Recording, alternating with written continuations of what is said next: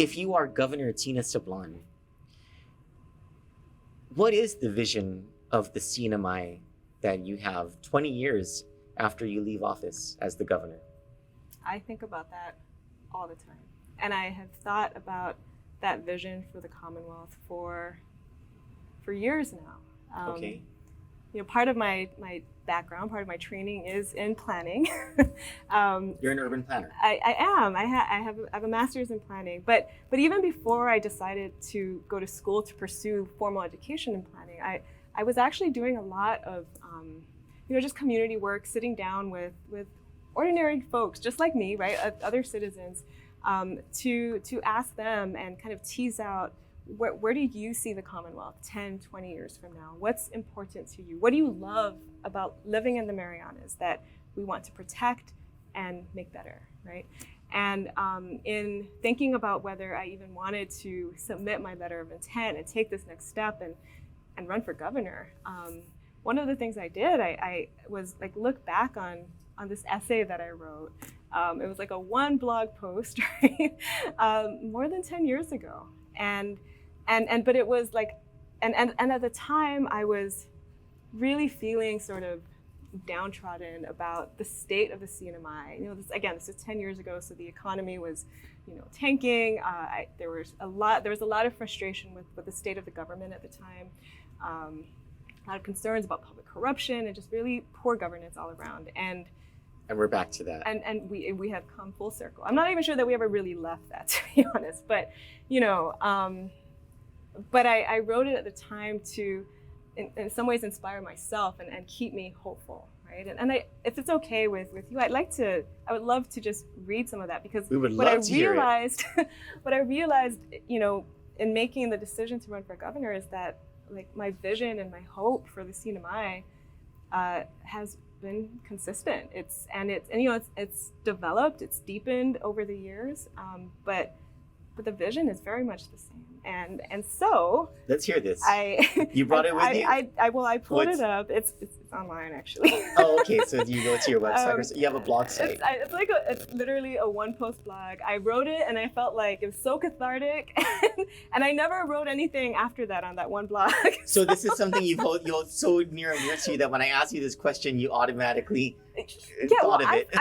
Yes, absolutely, because I've been thinking about this for years. Okay. And I think it's perfect question then. Yeah, it's been part of like just my journey in public service, and also like just something and it didn't just come from me. It came from those years, those meetings in the coffee shops back home, right? And just like talking to people and listening to them and really trying to imagine what the Commonwealth could be, right? So I called it Dreaming the Marianas. Okay.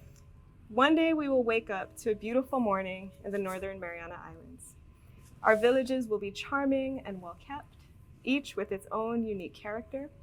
We will all tend our own gardens, and there will be flowers and shade trees in every yard, on every street. I'm not going to read everything. I'll just skip through some of the paragraphs. You're welcome to read the whole thing if you want. Really? Okay. Yes. I think people need to hear it.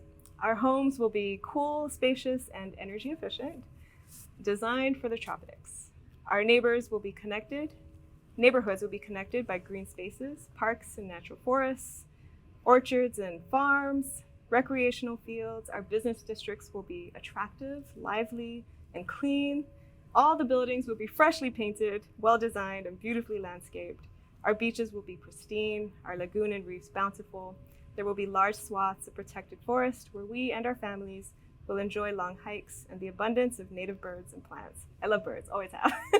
So I had to put that in. We don't have many here on Guam. I know, yeah. Our meals will be rich and fresh local ingredients.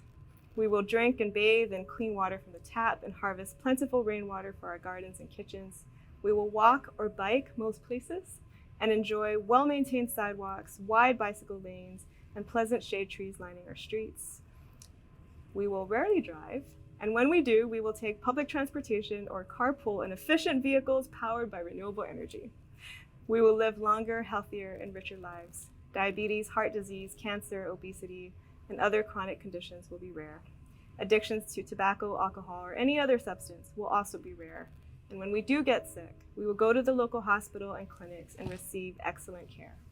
Our doctors, nurses, and medical support staff will be among the happiest and most compassionate of their peers in the world, and they will have all the resources they need to be effective. Our villages will be safe. Crime will be rare. Neighbors will look after each other.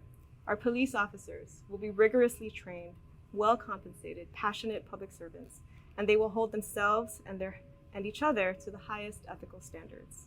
They will be supported by capable and principled superiors and work closely with competent prosecuting attorneys who will have the resources they need to hold criminals accountable, defend the rights of victims, and restore justice in the community.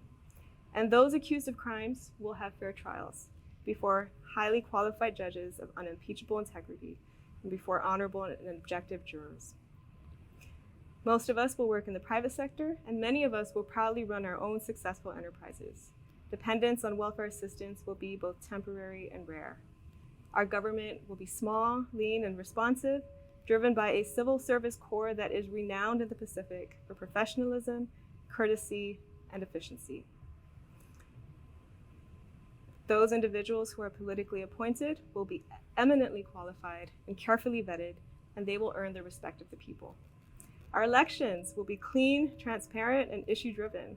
Our candidates will be principled, honest, and highly qualified. Our governor will be a visionary who will lead by example and appeal to the best in us, to our highest aspirations as a people. The governor and the legislature will pass a balanced budget every year and set aside a reserve for future emergencies or investments. The budget will reflect the sound priorities and long-term interests of our community. Our public hearings will be well attended. Our views will be aired openly and without fear. Our government officials will listen. Our press corps, this is for you, Troy, will be vigilant, independent, curious, courageous, and energetic. They will ask tough questions and probe relentlessly for answers.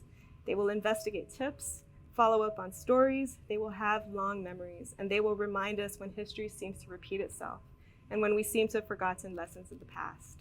They will care about the well-being of the community. And we in the Commonwealth will be famous throughout the world for our hospitality. Tourists will be treated warmly wherever they go. They will see our islands as a place of safe refuge, beauty, and relaxation. And we will be proud to share with them our rich history, traditions, foods, languages, and natural wonders. They will be astounded at the diversity and strength of the cultures that coexist peacefully and proudly in the Marianas.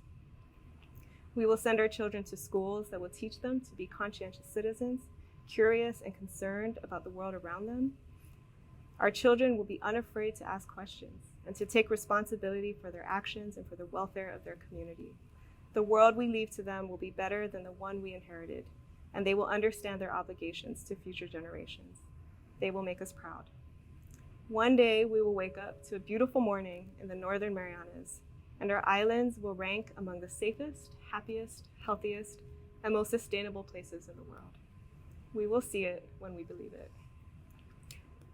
Wow. You need to brush that off because that sounds like a perfect vision statement for your campaign. Because I suppose what you're asking people to do is to vote for you because you want to deliver something like that. You want to deliver on that vision.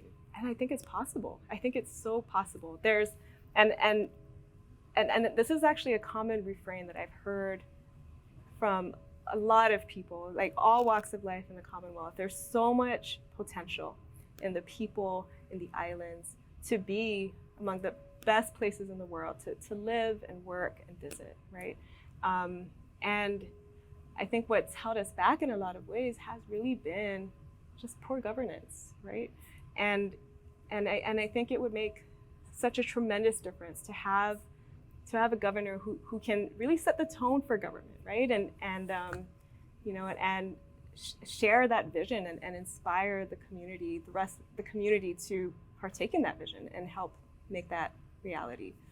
But yeah, I absolutely think it's so possible, and I'm ready to work towards that as long as the people will want me to. Well, in just a minute, I'm going to ask you to